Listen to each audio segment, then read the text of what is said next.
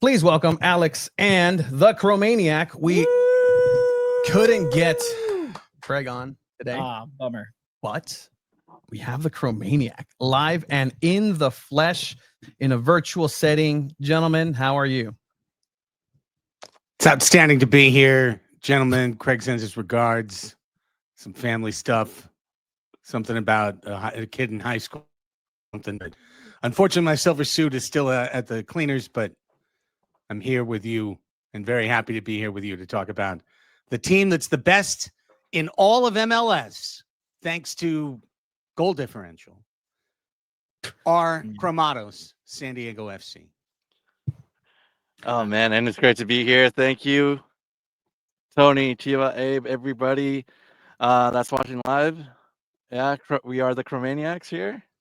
And, man, it was a great one, and I got to be a part of it. I got to be at the match, and, man, what a win yesterday afternoon. And, man, yeah, there's plenty to talk about with this team, and it's great that we have a first-place team of all of MLS here. So, man, it's an exciting time here in San Diego.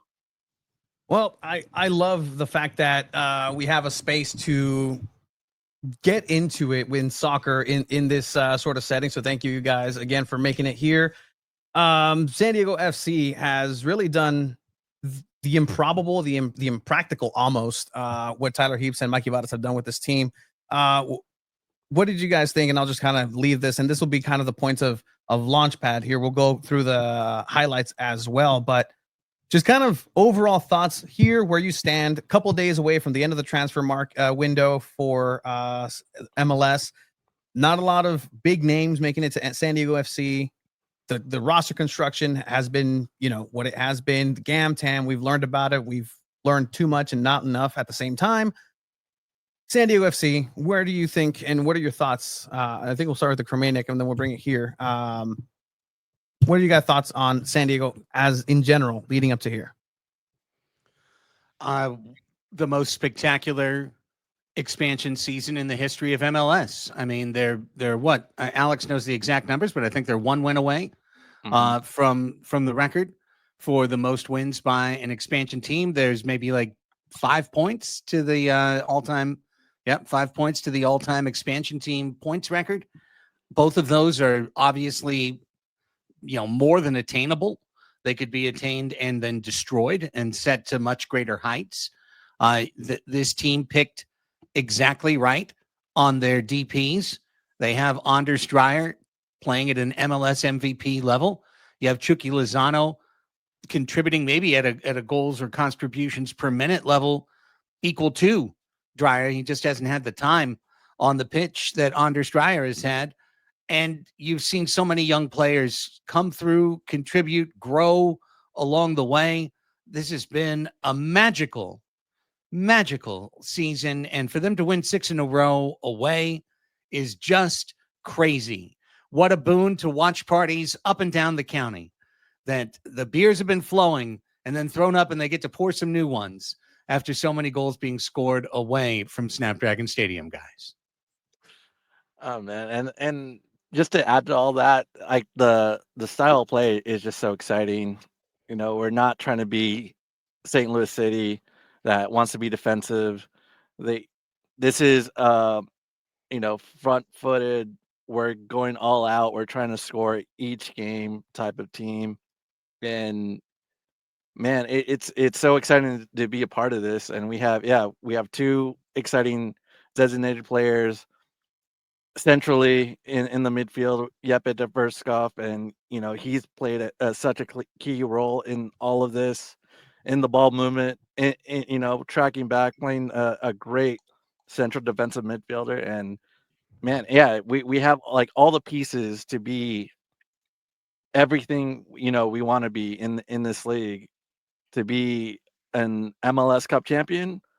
That's coming up. That could be the next thing that San Diego will see, that we're going to be in the playoffs and potentially playing for that championship.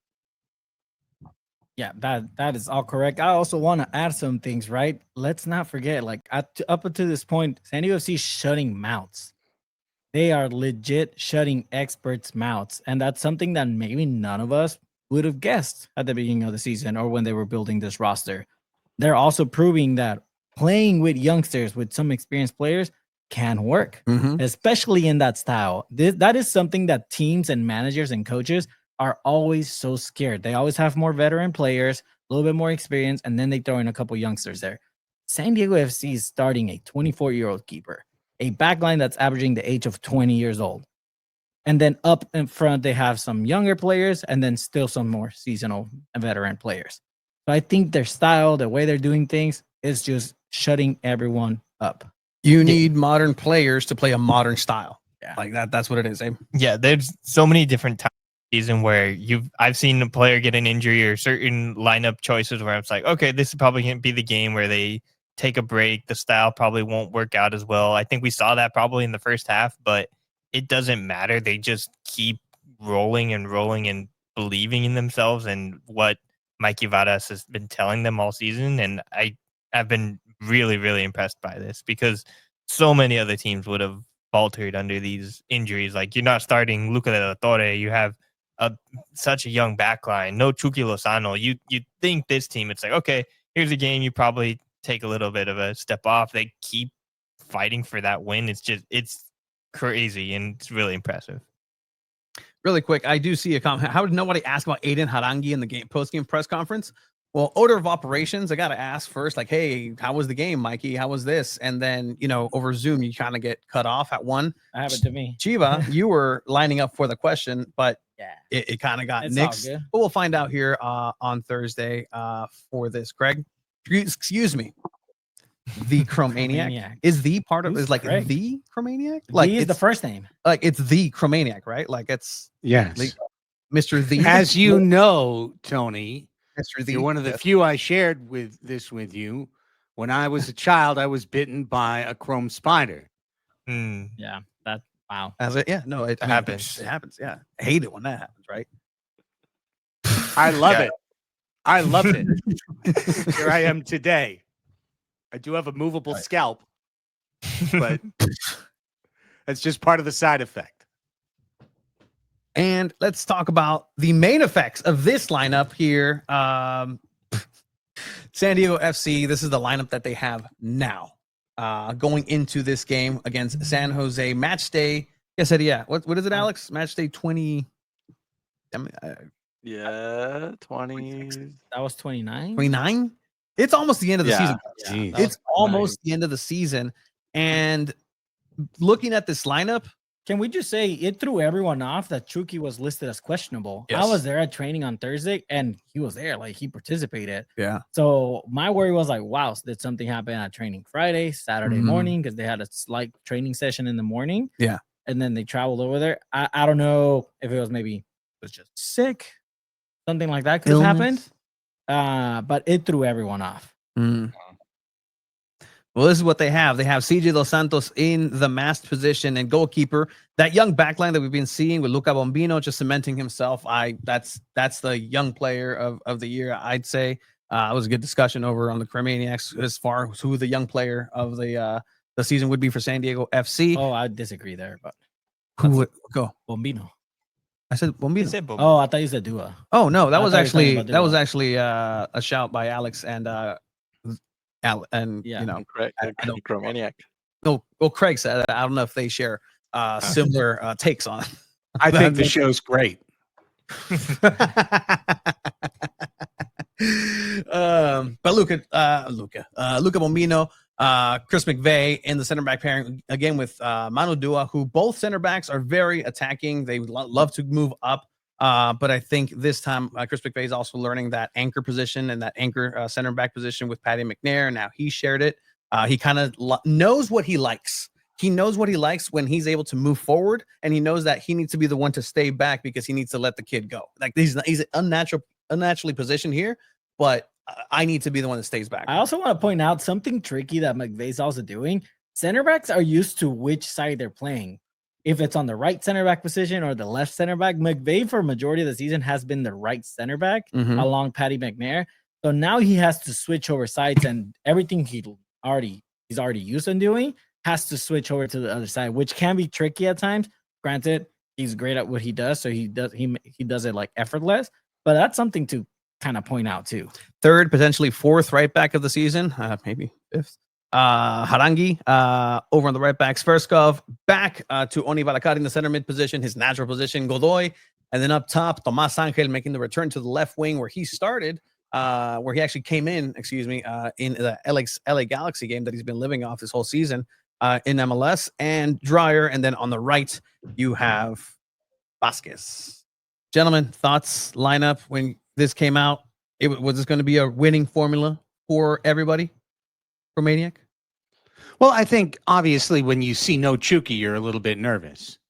One thing I like, though, when you look at it as it's lined up, like look at the midfield there, and you've got two smart, capable veterans in Godoy and Tverskov with a young player in Valakari. As you guys were just discussing about McVay and Dua, and how, Chris McVay understands what he has to do to allow Dua to flourish and what Dua allows him to do in order to sit back.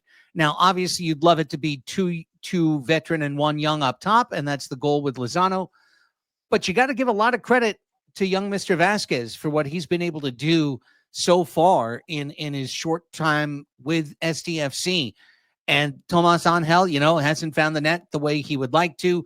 Coaching staff believes in his actions, in his work rate and his hustle.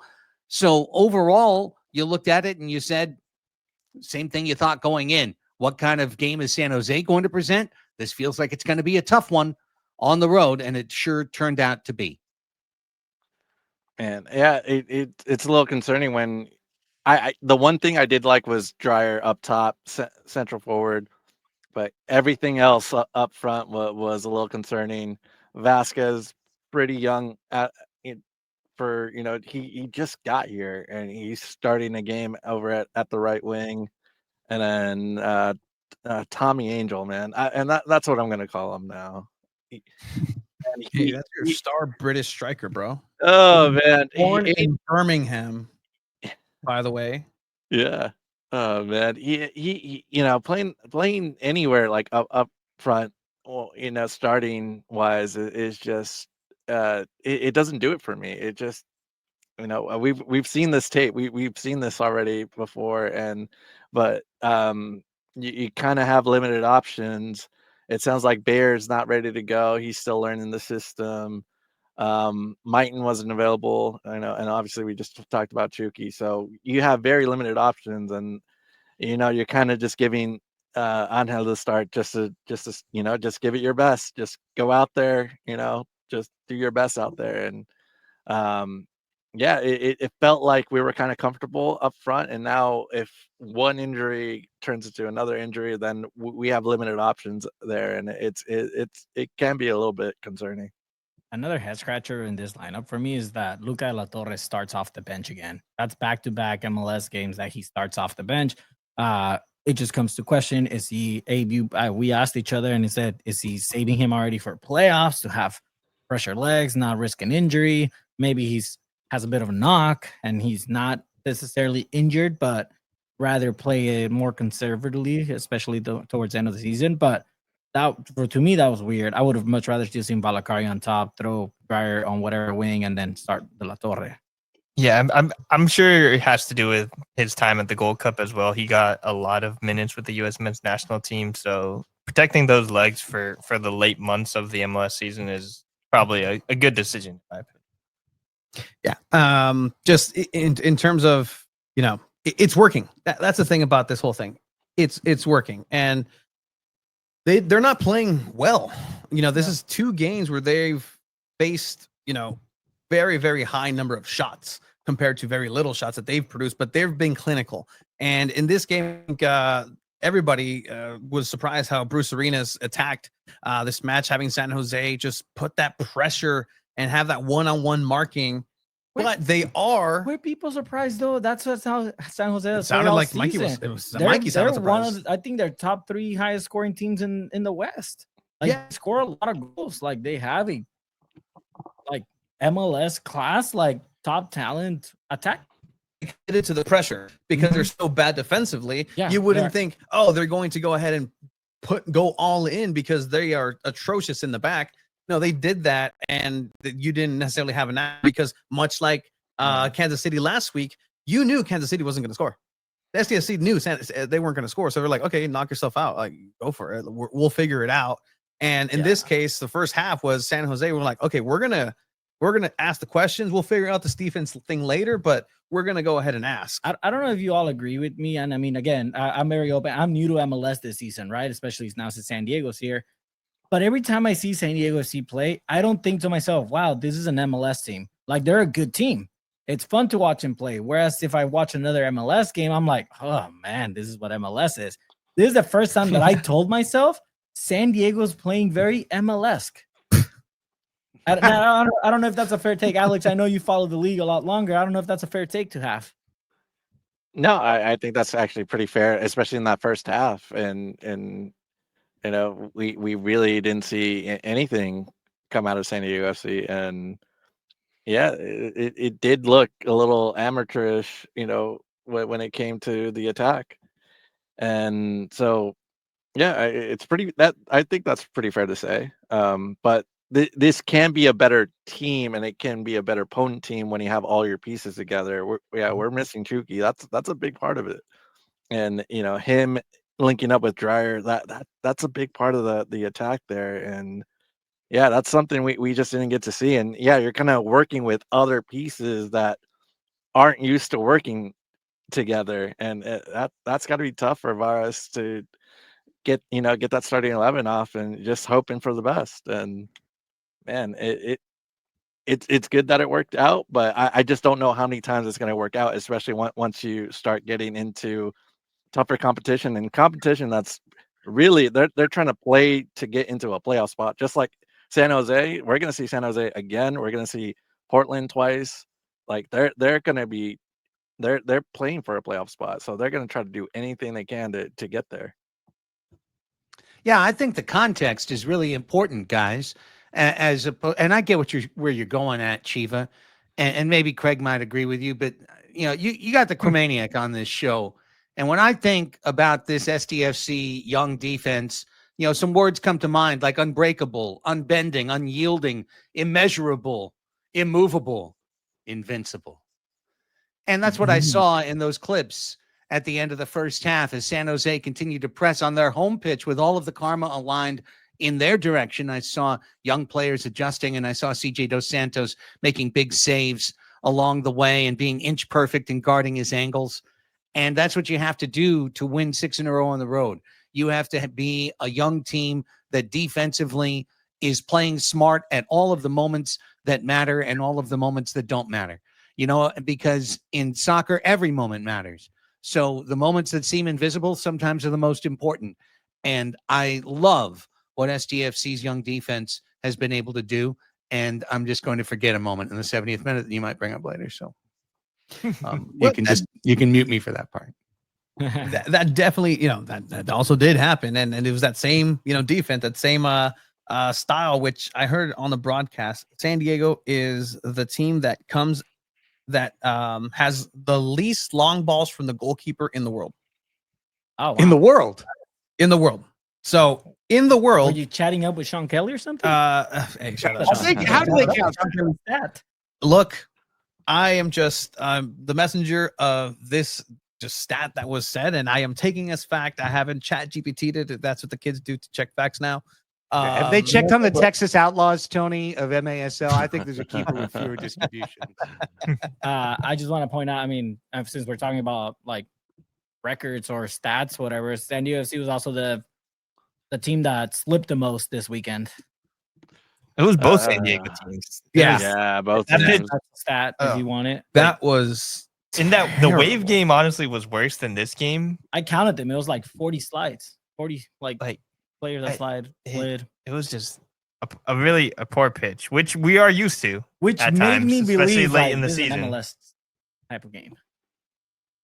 Yeah, hey, I mean, you watched the Wave game and this one, like it was bad. Yeah, it definitely played a factor, but then at the same time, like you kind of have to think both teams are dealing with it, so it can't be that much of an excuse for how they played in that first half. But then they were still able, like the Chromaniacs said that they played well defensively. CJ Dos Santos was able to make important saves, and like I said in our chat that like if they get past this first half without conceding a goal, they're just gonna come back and storm down and probably score, which is eventually what did happen. Like Luca Torre coming on in the second half definitely changed the feel and vibe of the game.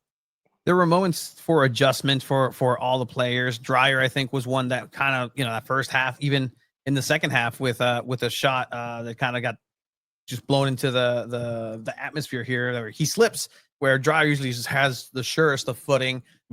It took him a whole game to really figure out the pitch and figure himself out. Even I can tell there's moments. There was a one-on-one where he just looked for Ingvartsen, and usually he'll take on the defender with the confidence, but he just maybe second guesses himself because he might slip, and he has been slipping this whole game. Either way, he eventually did get it together.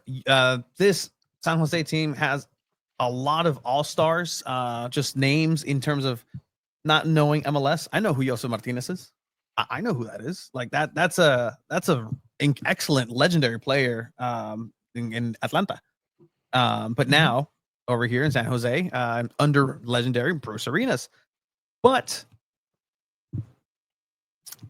Chromaniac, so sorry. You mentioned it. A couple minutes. Catch you up on everything that went down this weekend. Oh boy, it's given away. It's Martinez with a goal open. Yep. Oh, are we on goals, Gavs, and greats? Not yet. Oh, my bad. Any words on the 1-0 for San Jose? Anybody can go ahead and take it. I'll just put myself away. I mean, I think we talked about it in the last episode. Like, you can't make mistakes in your third of the field, and that was clearly a mistake, and they took advantage. And if we saw another one like those again, like where Dua passes back and it just accidentally just ends up, on the front foot of San Jose, it would have been two. But yeah, you really have to limit these types of mistakes because they're really good at taking advantage. And man, it was just a complete just slip up of CJ. Like, what are you doing there, man? Like, what was that all about, really? Can I say something about this? You can. It's your show too. Mikey Varas welcomes these type of mistakes. He does. He prefers for players to have this mistake rather than play a style that they kick the ball out and then they give the ball away. He said that before. Like that's the style and that's the stubbornness, Tony, that you've talked about in the past that they're going to do. It's going to make mistakes like this. I'm surprised it hasn't happened more. That's the impressive part. Yeah. I mean, yeah. And even then, they're still winning. And they won. They're still winning. Like, that's the thing. I mean, if they would have lost this game, then I can see everyone be like, bench CJ, like that's trash. Like, these were 3 valuable points to go top of the table. Bring in Duran Free. Why not? Like Mikey said over the weekend that they're telling Duran, like, hey, H doesn't matter here. It's just everyone gets an opportunity. So Duran could get some minutes at some point, maybe. Yeah. Especially if they clinch the playoff spot already. I support all our keepers, and I think it's a darn shame what happened, and I think CJ is going to be so much better next time, and it just really bums me out when I hear fans that are upset about CJ Dos Santos. I think he's terrific, and I can't wait to see what the next match brings for San Diego FC.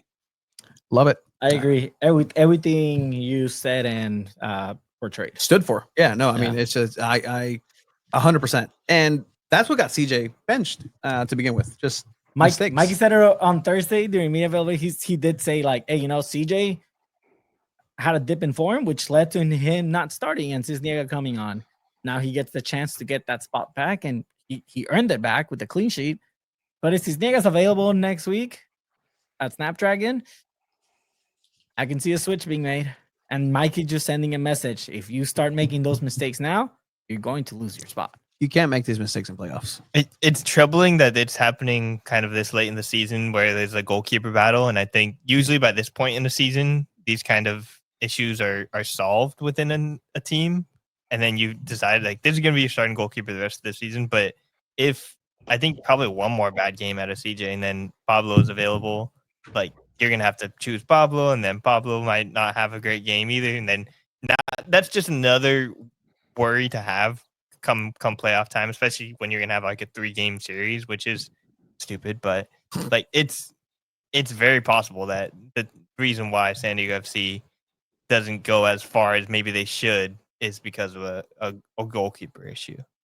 Yeah, that would be terrible. I will say, and just shout out to once again, Manu Dua, who almost had it. Like last week, he had a save right there, same place, same exact situation. He got contact, but it just almost. It was. I was kind of sad for him. I was like, man, that's incredible. What's your reaction if, say, he does a World Cup Luis Suarez and uses his hands and blocks? He never has to. I would hydrate him the entire practice. I would make sure that I would shine, pay somebody to shine, shoes, car, whatever, and like he gets treated. Manu Dua right now is everybody's favorite player in the center back in the goalkeeping room. I think that's a kid who just he's gives everyone's favorite player right now. He's honestly, it's a kind of cult following. I do enjoy that. But no, again, shout out to Manu Dua. But Chromaniac, same question, right? What's your reaction? And Alex, like if he does use his hands, and he's like, nope, no go, not here. Well, if he had done a Suarez, he would have bit the ball, and just because he's so powerful and amazing, he would have just deflated it right there on the line. But I think when he's 32, he'll probably use his hands there and block the ball off. But at that point, he thought he could knot it off, and who can blame him? The kid is playing amazing, and he is one of the parts of the bright future of this SDFC team. I mean, look at that; it's so close. He got contact. Put your head in front of that. Put your head in front of that. Yeah, I dare Philippe. you. You should have kept this. He's like, you should have kept his head straight. Love you, Philippe. Thank you for you and your family for watching and supporting. But yeah, like, what is he supposed to do? He literally knocked himself out. Like, I would have. Is he okay? Like, goes to ground. Just, it's okay, Manu. Like, you did. He's so disappointed. Like, I could have done better. Like, I almost dude. had it. It's that No, I dude. almost had it. Alex. Yep. I mean, for the second time, like he almost put his head to it, and yeah, it would have been great to see. But yeah, would you want to see his? It's an auto red, right? When you use your hand like to prevent a So Can't get it. It's a red. Red. You can not get for it. this game. How about how about a game where we're not trying to how about for another game? Oh, so Yeah. a team that matters, unlike San Jose. Okay, gotcha. Rice burritos, Tony. Never forget. Rice- yeah. What is They have Is no that- right to anything. Is that true? Is that true? I called it Fresno West. Just how I'm SoCal forever. Like, let's go. But is that true? Like, why carb on carb? What's going on? Yeah, that's what they call their Explain super yourself. burritos over there, man. That's what they do. They put rice, sometimes beans in their burritos with their steak and whatever guac. Yeah. Madrasota, de arroz, like Por eso pierden, güey. yeah, they're heavy. They're heavy. Yeah, it's too many carbs. At this point, Alex, were you on the positive side of things? You were like, okay, well, that's the SDFC. They'll get it done. Yeah, I think that's kind of like the way we were kind of like looking at it. I mean, you're down a goal. It's still late, but as I've witnessed in that building before, late goals happen all the time. So I think that's what I was like really expecting and hoping at least the point. But I know this team always goes for the win.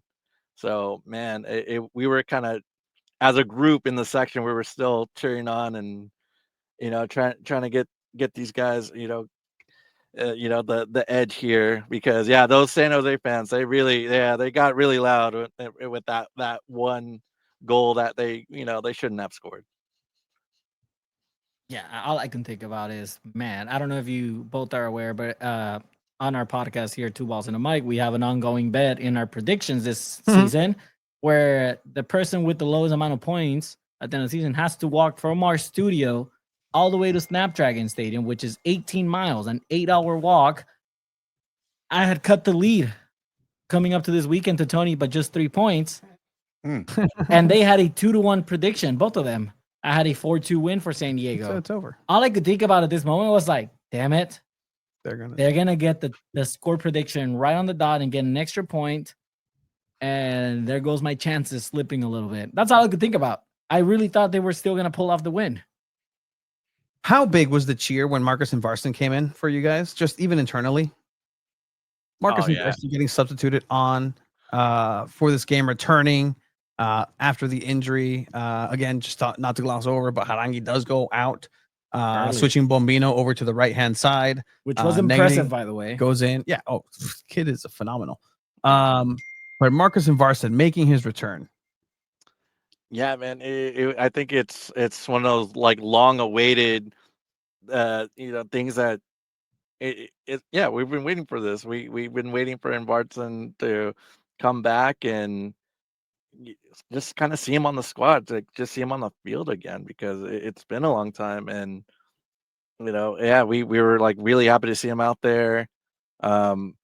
It's good to have him because like what other options are out there. And so I think now it's just seeing the potential of what can Marcus do for us, for this team. And it's good to see, because I think that's the thing. He has such a high ceiling. Like he has so like high potential. We can see a lot from him, and I hope we do, because man, I always like look at that contract. That contract is going to be here for a while. Like he's going to be here. He's here to stay. He's here to stay for quite a bit. Like there's no number 9 walking through that door. He's the guy. He's going to be the guy moving forward. So I hope the best for him, really. Like, and I think we're all kind of excited to see him back out there.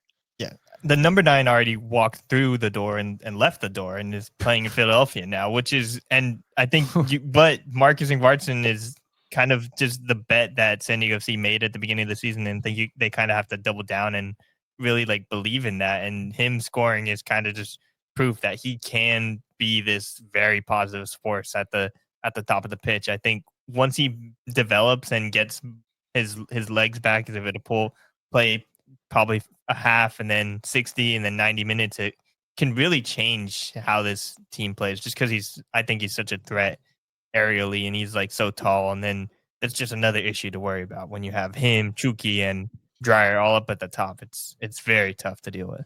And he comes back and he just scores random casually, right? But let's not ignore the cross that was made to him. The cross is insane, by the way. Like that angle is tough. Like Franco Negri, man. Like you can see, boludo. Like you are Argentino. You can do it. Argentino. One of the Italians, boludo, centrazo. And yeah, like it's a great goal. Like it's a great cross, great header. Fantastic. Planting the goalkeeper, nothing to do for anybody. Incredible. Yeah, and that header was hit with like really good pace. Like it just went in, and goalkeeper couldn't do anything about it.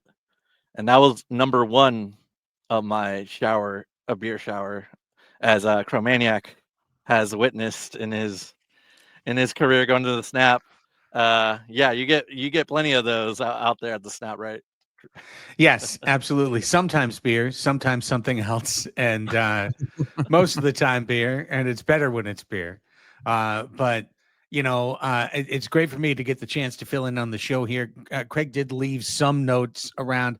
Half of them have to do with Luis Arise, or I think they were from something else. But here's one.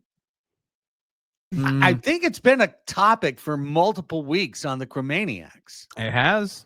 That really Craig has said that Marcus Ingvartsen is going to be the key to being the number 9 for this team, that he is the prince that was promised for this club. He's the guy that we paid the bucks for. He's the guy that we brought over early. He's the veteran captain that's supposed to lead the way, and he's just been star-crossed for the first 2/3 of the season. But look, he said, call me maybe, right there at the end with his goal celebration. And that's telling you it's time to give him a call. And Mikey Votto says, yeah, I'm going to call you next game to get a couple more goals, please. He's the number 9 we need. He's the number 9 we have. That pass is just absolutely sick. That's going to be one of the 3 best assists of the year, guaranteed. From who? Negri, just like you all said. It would be Franco Negri that delivers one of the top 3 assists of the entire season for San Diego FC. But I really think Ingvartsen is going to be an unlock for this team. I think that we have all underestimated him because we have not seen him, because we just haven't seen him at his best, match fit and integrated. And that's what he is now. He had the integration. The injuries were blocking his chance to contribute. Now it's all coming together at the right time for Los Cromados. And to add to that, Chromaniac, it's not that the Chromaniac, my bad, Mr. D. It's not that everyone just didn't believe in Ingvartsen. It's that when he did play early in the season before the injury, he wasn't really playing all that great. He was starting. I think he started scored warming up. He scored 1 goal in 4 games that he played. Granted, it was a very slow start for San Diego at the beginning of the season, getting that groove on, getting to learn the style.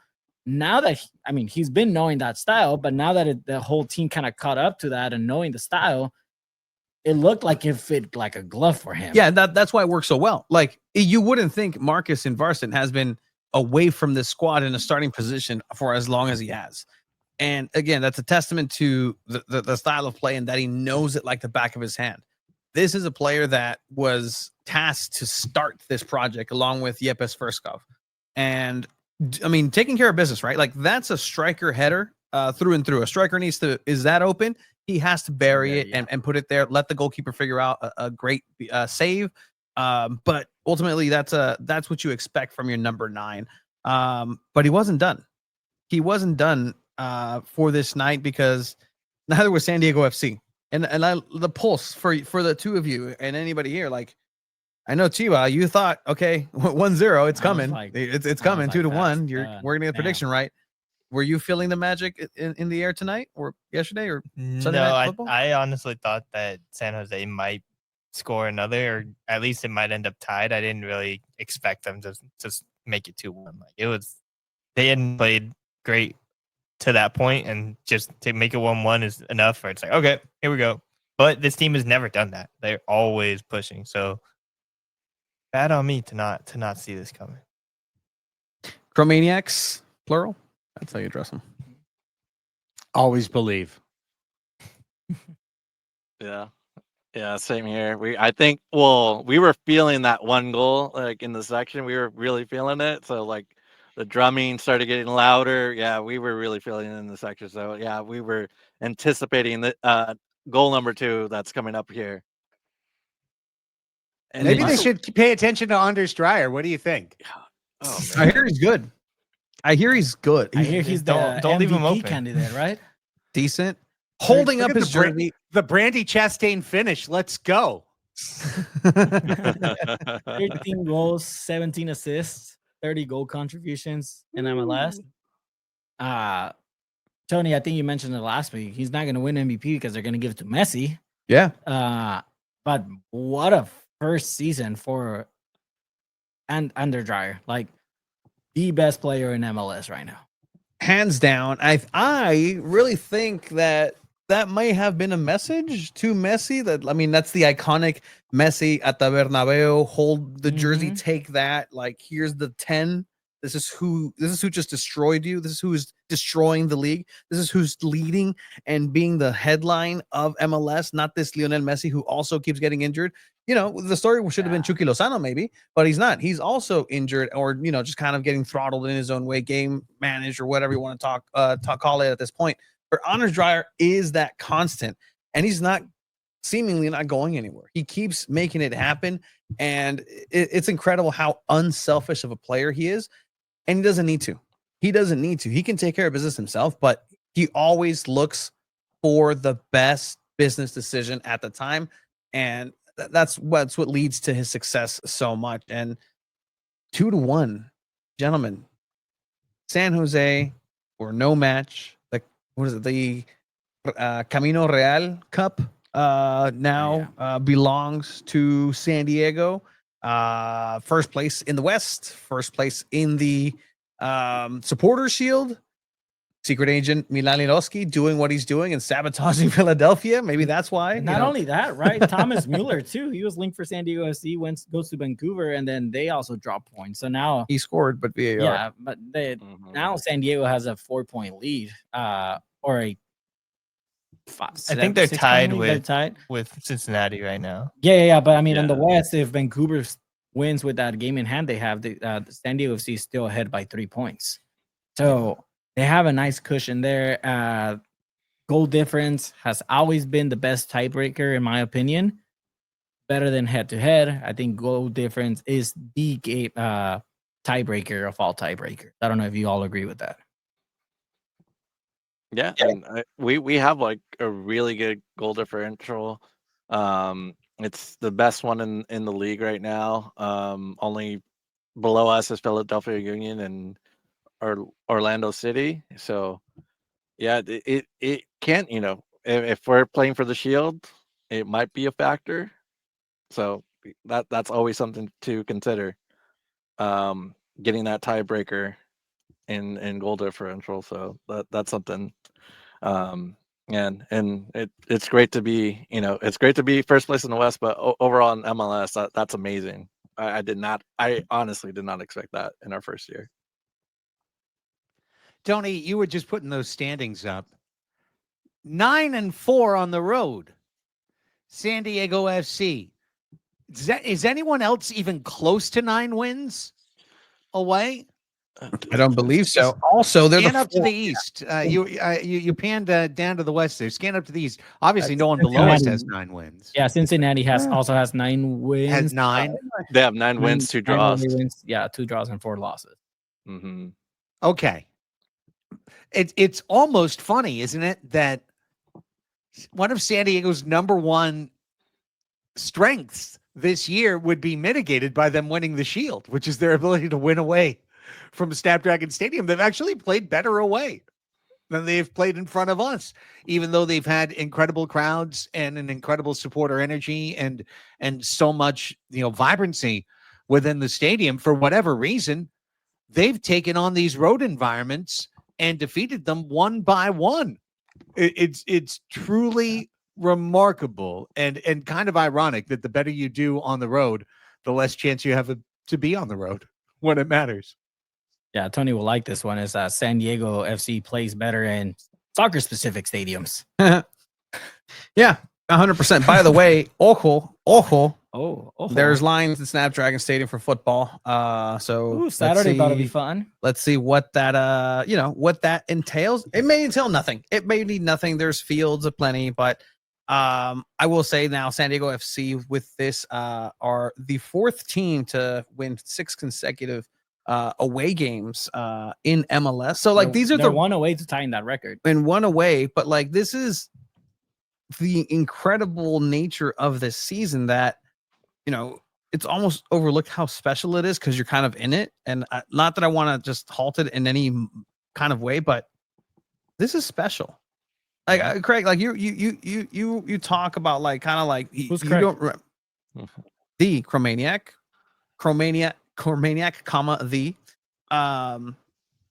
that in building sports teams, who remembers the first, essentially everything. Milan Linovsky's jersey is now a relic. Antiques Roadshow in 2135 on KPBS will be this is a Milan Linovsky jersey. This is incredible for a team, period, let alone an inaugural team. How special is this in the realm of sports? Just sports. San Diego sports. Where does the Chromaniac? Yeah, like so many things, Tony. It's like the first year of the release of Office Space, something that becomes known decades later as one of the greatest things of all time, but maybe at the time is just okay, that seems like a good thing that just happened. That's probably San Diego's interaction with San Diego FC's inaugural season. I don't think people realize at all how good they've had it 6 straight away wins. Both of your DPs throw critical 20s when it comes to their season result. Like, we're just going to get max result, 98th percentile every time they're on the pitch. Every young player is going to step in and be good. The league is just going to look slow and beatable. And every team in front of you is just a work that even if they take a lead, you've got an answer down the road. This is truly remarkable. And it's not going to be a bad season if our DP has, like 7 goals and 9 assists, a different year, as opposed to leading the league and dominating and just turning up match after match after match. San Diego FC is playing one of the most special outdoor seasons I've ever seen. And to be a part of it is incredibly special and exciting. And I really do believe it's going to be one of those things everyone will say 20 years from now, oh, I remember that year with SDFC. I remember when. And like 2/3 of those cats were off watching something else while it was happening, but they'll say they were there then. The 98 Padres, 06 Chargers, Yes. 2023 Wave? Yeah, I think that was Wave, right? Yeah. All right. Silver All right. That's what I'm on there. And 25 San Diego, 2025 SDFC team. When your team gets the O or the 2-digit, like a class, like you did something good. And I think we're well past that, outside of this being the inaugural season. Like the 25 San Diego FC, incredible. Is that still the case if they, kind of not They just shit the bed from here on out. Yeah, like just lose every single game, and then everyone could kind of catch us up, and they just somehow squeeze in like 7th or like 8th or 9th. Like, Sure. is that still the case? Like, Mission the 25 accomplished. San Diego. Yeah. Yeah. Bringing Tom Yeah. Cruise for that day at Snapdragon. It's like, I don't know. Mission accomplished. Like, great. Bring George Bush again. Like, whatever. Like, it's mission accomplished. You did it. I mean, yeah, at the end of the day, what they've been doing is impressive, and it's not gonna stop. We thought when they had that like a little bit like 3-game losing streak earlier in the season, we're like, they got figured out. Mhm. Like, that's it. And that wasn't really the case. They just had a bad run of games, and that happens to everyone in the season. I think they're able to adapt. They're learning. When they have a bad game, they're able to kind of like fix those mistakes the next time. And that's what's made them so competitive, to be honest. Do we know who's competing for Coach of the Year or Manager of the Year in MLS? I would say If anything, outside of Mikey Vada, because I mean, obviously, like, is there any, because outside of him and what he's done with the squad, the age, the style, pressure, what else does somebody need to be Coach of the Year? I think the Union Coach of the Year, I don't know his name, but I mean, they have like one of the, what is it? Like values, right? Like the lowest value of the team, like contract wise from Yes. players. Like, Okay. that's impressive. Is it? But Chiva, I don't know if you know, but officially in the MLS rules and for the voters, the tiebreaker is most matches with tribal seeds gear worn on the sideline. So Vadas has been stacking points week by week, match by match, and I think he's got the edge. Yeah. That's something I've thought about too, is the specific attire for coaches and specifically Mikey Vadas. There are times that early on this season where I was not a fan of it at all. Just there's so many of these young guys, and it's just like, okay, we got to like, he's wearing like a t-shirt and like a bomber jacket. Like, what are we doing here? Like, this is supposed to be a coach. They're supposed to be wearing a suit. Like, but then the way that he plays, his whole philosophy, everything, it fits. Now I can't imagine him in a suit or anything of that nature, like a traditional manager. Like, he's not a traditional manager. He's gonna be dressed like this his whole career. Like, there's gonna be 70-year-old Mikey Vadas in a bomber jacket or something. SDFC breaks the norms. They're that punk rock kid that's here to, break the rules and do things my way. And I'm the new hot shit around here. And that's what SDFC is. And Mikey represents that. I've never seen Mikey Vadas in a suit. You're right. Yeah, no, he doesn't wear that. And I was the first person. Oh my God. Yeah. Does he own a suit? Can we get him a suit? Like, Goodwill him a suit? Like, Tony, I mean, he only has one suit, but he lent it to me. Imagine the scenes in playoff time at Snapdragon Stadium, and team comes out and nothing but just a disco ball of just of energy of a chrome suit just strutting down with the face to match it. And Mikey definitely wore a He's hoodie for his sick. wedding. Would that be sick if he showed up like grand final day, chrome suit? Chrome I'd suit. die. I'd literally die. all right. Well, speaking of head coach Mikey Vadas, he had words after, courtesy of San Diego FC. Would you guys want to hear from head coach of this victory, important victory? He says no. They say no. Nah, We're I'm good. fine. I'm good. Sure. Sounds good. Tony, go ahead, Tony. You, Mickey, congratulations, Mikey, an important victory today away. Could you just tell me what it meant for your club and what it took to break down the San Jose squad that had a one-on-one marking, making things difficult for you? Yeah, man marking, a lot of intensity, good athletic profiles, a team that they made it very difficult for us tonight. And then, of course, we conceded the goal. And I just love the composure that the group showed in that moment, because at the end of the day, like, this is how we play. And sometimes we're going to get bit when you take that much risk. But we maintained our calm. And boy, these guys don't give up, man. This is a team full of guys who they don't have give up in them. And that's when special things can happen, because you can maintain calm and say, hey, we're still going to go after this game. And it's not just about getting that 1-1, but it's about getting the next goal. I love this for Mikey Vadas, because we've been so used to coaches, like, the question always being, hey, like, the result wasn't there, but the performance was great, right? This is the opposite. This is like, the result's there, but the performance wasn't.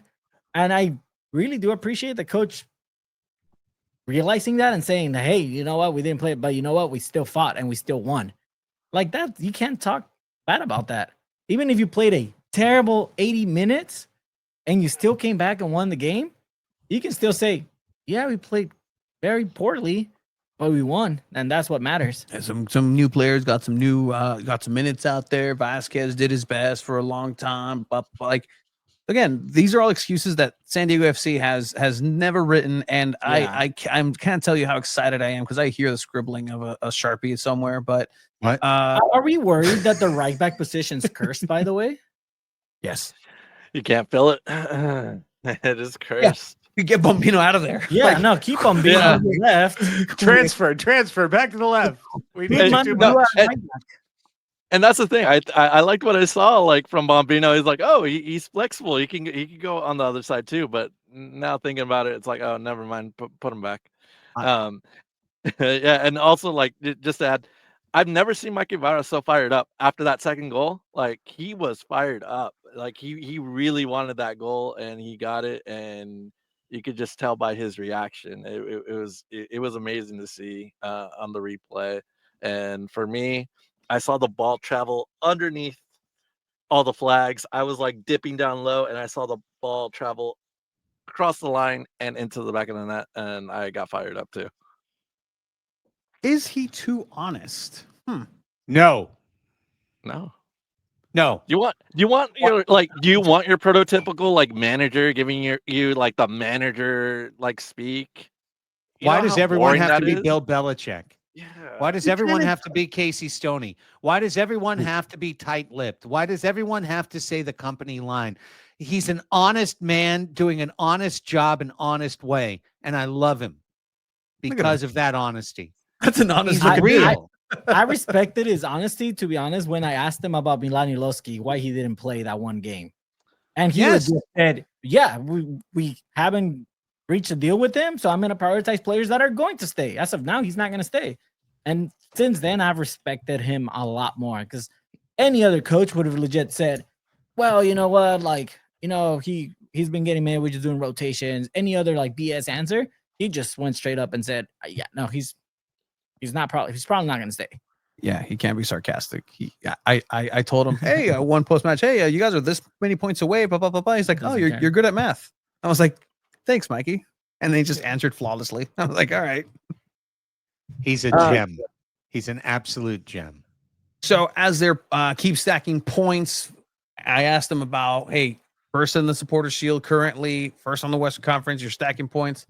What does this mean for the team moving forward after an important game? I'm going to be honest with you. The only points that I'm thinking about week in and week out are the ones that are in front of us. So right now it's about celebrating these 3 points, because these were hard earned. This was a hard earned 3 points, and tomorrow we'll wake up, recover, and then we got to get back to business for the next 3 points in front of us. But Marcus, what a welcome back for Marcus, and I think that's perfect for number 9 to get on the score sheet. Such an important finish, such an important presence. He's been dealing with a lot of adversity this season, but he's a great leader and a great person, and he's got a lot of talent. So we're all just really happy for him.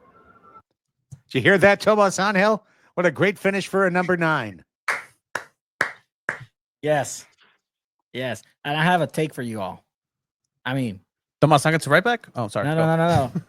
At this point, like based on their best season compared to this season, Chromaniac. I don't know if you followed SanDiego Loyal back in the day. I know Craig Elson used to follow Loyal back in the day. Who would you take right now? Evan Conway on that last Loyal season or Tomas Angel? Easy call. I'll drive Angel to the airport right now. I'm sorry. Not sorry. Easy Uber call. XL Black. Just the most VIP Uber there. Let's go. Like it's insane. Like just how bad he's been playing this season. Like he's defending. No, he's defending his own team, but he's defending sometimes. I saw him walking more out there. Like to the point where a coach really does make a substitution at halftime. That doesn't happen too often. For a midfielder. For an attacking player. Yeah. Like Mikey said, nah, you're coming out. You're playing like shit. Good. That's what you need. A lot of players sometimes are scared of doing that. So I mean, I don't know if we see Tomas Angel in the starting 11 in the future, unless there's other players not unavailable. But I would have preferred Boateng up there. Boateng was part of the reason why this team came back and had the spark. Yeah. Like, and even on the defensive effort, got on a very important yellow card towards the end and setting that tone.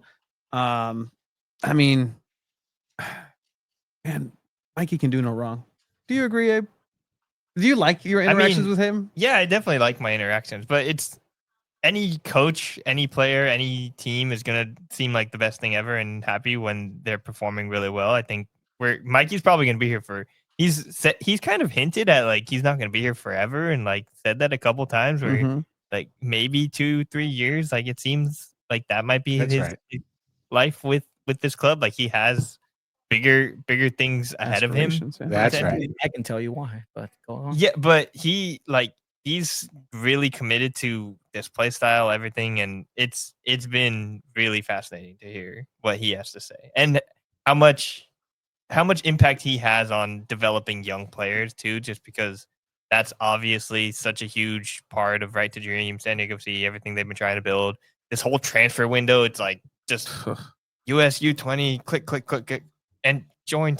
Like it's insane the way that they're building this roster, but it's working, and they could put anyone out there at this point, and I don't think we can question it just because of how well Mikey has coached and set up this team. Mark my words right now. Mikey Varas will be the head coach for SanDiego FC for the next 4 seasons, up until all these 18, 19-year-olds like Bombino, Arangi, Vasquez, all are in the age of like 24. Mikey Varas will be the U.S. men's national team head coach. That's why he wouldn't stay.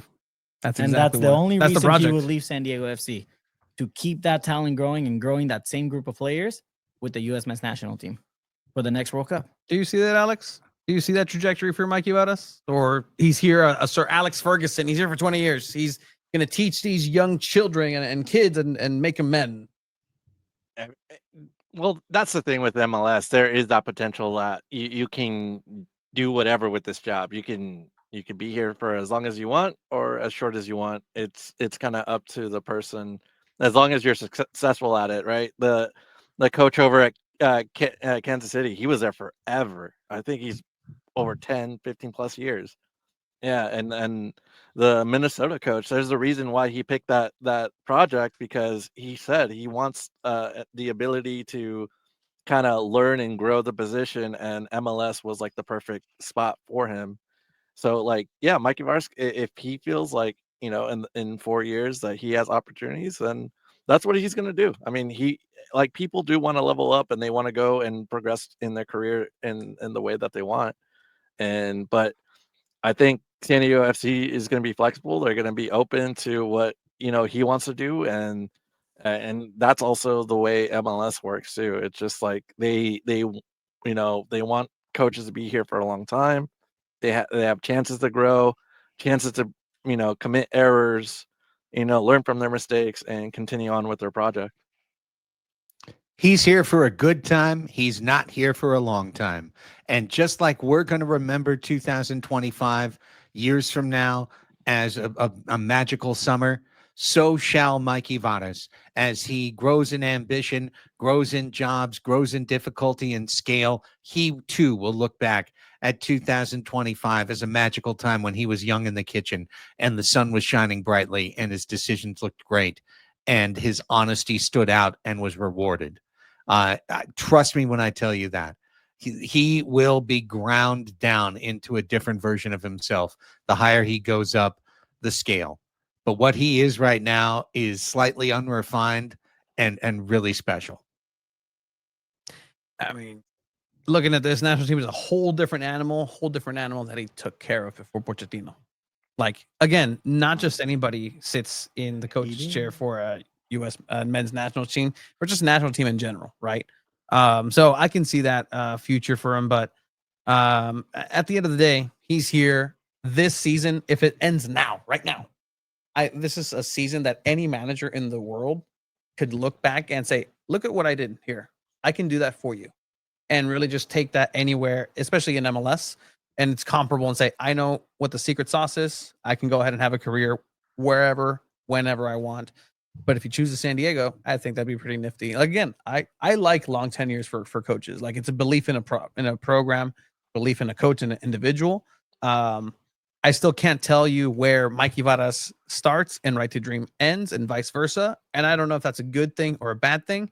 It's going to be a decision whenever these playoffs start rolling around, and every minute, every substitution, every decision, every starting 11 has an impact and can be scrutinized to the microscopic level. And so I hope that Mikey Varas and the team is ready for that, because that's what's coming. You have the biggest target in the league from here on out, and it's not going to get any easier because you're facing another team for the first time here with Portland coming to town this Saturday at Snapdragon Stadium, 7:30. Back at home, we've been mentioning it, not the best home team this season, but a Portland team that, again, a legacy team, a team that's been here for a while, a team that has an identity, has a style, has a grit to it. It's one of these teams that will have a nice little contingency throughout Snapdragon. I would assume it's one of the teams where I know a lot of SanDiego FC fans used to have be their team just because of what they stand for and just their brand of soccer in here in the West and in the US. But what do you guys think with Portland coming into town? I don't know. This is scary, man. They lost at the Coachella Invitational 3-0 against Portland. Ooh, yeah. Who could forget? No, I think SanDiego is playing very, very well. And I mean, they're playing back at home. I think they kind of ride that hype wave. And I think they can pull off the win. I'm just worried about stadium and the grass, the lines. That aesthetically, I don't think I like it too much. Mm-hmm. But I think I'm going to, I've been going a SanDiego win every single time. I think they're going to tie this game. Ooh, tie. Yeah, I think it's going to be a home tie. Okay. We do predictions here, 2-2. Chromaniacs, so 2-2 please to be feel free to abstain or not. It's okay. But does this matchup bring any sort of feelings to you, Alex, the Chromaniac? Man, it seemed like it will be a pretty good matchup, but I'm gonna keep riding the wave, and you guys are gonna talk about the wave. I agree. The wave is gonna win. You're right. Yeah, and I do feel like there's just so many good things happening right now with SanDiego, and this is a good time to play well at home and get 3 points. So I'm taking the win. Yeah, I mean, honestly, predictions are for chumps, and nobody knows sports, and how it's going to go. So, I think that it's going to be a good match, and I hope that everybody gets home safe at the end, and of course, that Frontera ST brings the noise. We haven't been able to bring the noise for this team. I think all of the accumulated energy is going to turn into something very good. I This like weekend. that. I like that. By the way, What do you you guys can think? you can watch this program as well as listen to it. So check out the YouTube SanDiego.Futbol. You can find Two Balls and a Mic every Monday. You can find the Chromaniacs every Thursday, as well as post game coverage for San Diego FC as well. Chiva, you asked me what do I think? I think that first of all, you're going to watch a Snapdragon, and it's funny. I do think that's San Diego FC. It will be live streamed too. It will be live streamed for your safety. But and location if you do get hit by a car. Terrible. San Diego FC will win. They'll win 2-0. Clean sheet. Another clean sheet at home. I think they can make it happen. Abe?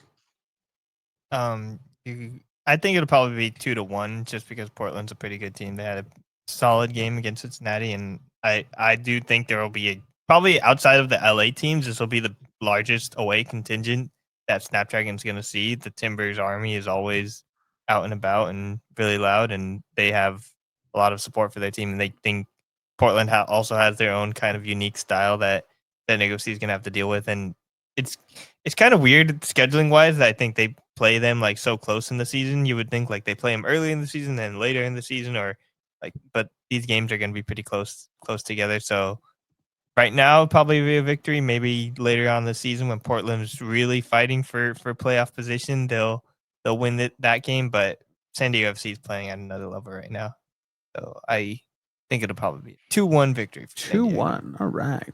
Okay. Oh man, I mean, we'll see what happens with San Diego FC. What we do know right now is that they are breaking records left and right. They are top of the table. They are top of the supporter shield right now. If you were to predict now, Tony, or anyone by that matter, does San Diego FC win the supporter shield? Oh, no. They don't.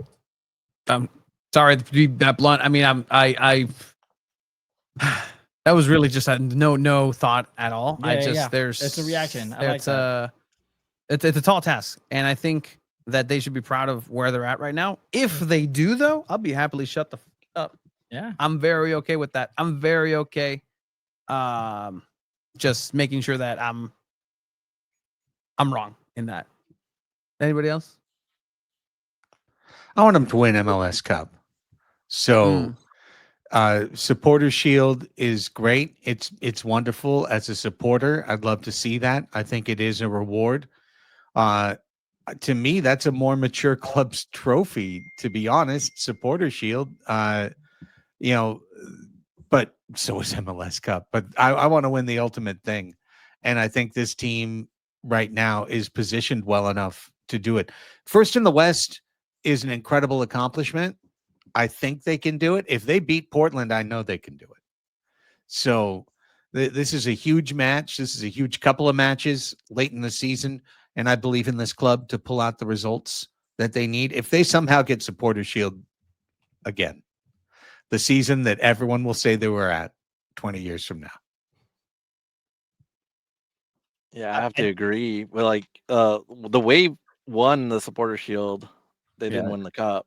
Mhm. I mean, I feel like the cup just means more, and I didn't even think the shield was a possibility this season anyway. So I was always focused on, all right, get a playoff spot, do well in the playoffs, try to fight for the cup. So that's where my head was always at anyway. So let's get the cup. Hey, what do you think? I Do they win think it? dependent on the extent of Chucky Lozano's injury is whether or not they win the Supporters Shield. I think they're definitely gonna have a good chance in playoffs, but playoffs are a crapshoot. Anything can happen. But without Chucky Lozano, I don't really see them continuing and playing at super high level, just because you're gonna have to deal with Tomas Angel playing in there, maybe an Alex Martin. You don't have the best team on the field, and Lozano's injuries are definitely a question mark it's especially for the future for a player that's getting older, like he is, and it's your designated player. Mhm. But like you're able to weather this storm, so it's fine for now. But it could be a larger issue going into the future. Yeah, I look. This is a great place to be in terms of soccer. Just being able to talk and talk positively about it for the first season. I think everybody's having a good time. I think that's what we can all agree. Everybody's having a good time with San Diego FC and what they've been able to bring to the community and to the table, especially on the field, in the pitch, in the 90s, sometimes 110, sometimes, what was it? 17 minutes that we had of at a time, or what was it this season? Like just something crazy. Like that. ridiculous. But it's been an experience, and the Chromaniac, Alex, it's been an experience with you guys as well on the Chromaniacs podcast. Is there anything else that we need to wrap up for San Diego FC with? Well, from my side, just to say again, the Chromaniacs is on after many matches, many to most matches, but also Thursdays, and available on YouTube. If you're watching this live, you can search for the Chromaniacs. You can subscribe to the channel and be notified every time that we have a podcast and when we have a live post-game show as well. Please follow us on Instagram at the Chromaniacs. Where Terrible SDFC Memes does a great job to keep things up to date and provide some great clips from the program, and Vamos SDFC. And I'm looking forward to listening to your guys' San Diego Wave discussion a little bit later on as well, because I'm really excited to see what's going on as both SD soccer teams dominate the Bay Area, and I refuse to represent any other results. Baseball doesn't exist to me at this point. Silly sport sometimes. Yeah, I went to that game on Friday. It was tough. You went to the game? Yeah, I was at the game. Oh, my condolences. Unfortunately, You're still alive. Thank I wore, goodness. dude. People talk about LA being dangerous.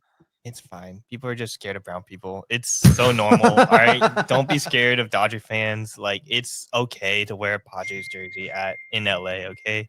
Yeah. Like, obviously, you don't be yelling and trying to fight people. Like, then you're gonna get in trouble. But it's a freaking stadium. You're not gonna get beat up or stabbed. It's Yeah. stupid. People that were born in LA are not violent. I don't think so. No. Yeah, you aren't violent. not. In any case, that's a sport that is fiction sometimes. But Alex, where can we find your work at? Yeah, you can find me on Substack on Chromatic FC. Also wrote the preview last time for SanDiego.Futbol. Thanks again, Abe, for editing. It was a great And- article. Everyone should go check it out. And Yeah. if another one comes, it'll definitely be great stuff. Everyone should be reading these previews from Chromatic FC. Yeah, thank you. And and thanks to everyone that made it up to San Jose, because that was a heck of a trip. It was a lot of fun. And man, we have a really good fan base, lots of great supporters that go everywhere. They go San Jose, LA, Chicago, out to Charlotte sometimes, man. They go all over the place. So man, shout out to them. And yeah, the vibes are high. It's it's a great time to be a fan, to be following this team, to be reporting on this team. It's a great time to follow San Diego FC. I love it. Well, check out the Chromaniacs. It will be on this platform and all your favorite audio platforms as well. With that, gentlemen, the Chromaniac, Alex Pena, thank you so much for joining us. This roundtable, it's pretty fun. We should do it in person. We should do it live. Let's do it live. We can. It's got to get a little cooler in your garage, bro. Yeah, it wouldn't definitely. be here. It would definitely not be. I have a place in Santee, not in AC, in the East County. Okay. Santee's even hotter. I know. Like risk to life weather advisories out there. But in any case, thank you for joining the Chromaniac. My salutations to Craig when you see him, and Alex. Till the next time. See you guys later. See ya. See ya.